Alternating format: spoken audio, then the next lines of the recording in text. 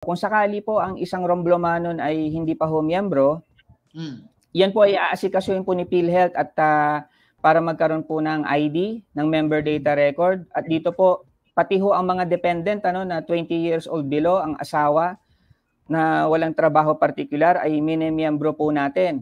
So pag ito po ay naging miyembro lahat, ang una pong hakbang dito, magagamit po nila ang konsulta program. Ano po ba ang konsulta program? Sa salita pa lang ho siguro maintindihan na ho natin. Ito po ay isang libreng check-up kung saan ang isang doktor ay titignan po ang isang miyembro o potensyal na maging pasyente po dahil siya ay pwedeng magkaroon po ng sakit At depende ho sa diagnosis na makikita ng doktor dito.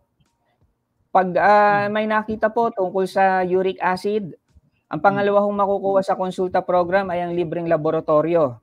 So kung halimbawa po, uric acid, may urinalysis po tayo dyan na libre na gagawin po sa isang miyembro o pasyente.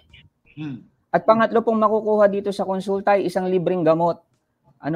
Na kaugnay po doon sa makikita hong diagnosis sa isang pasyente po. Okay. So yun po ang makukuha doon.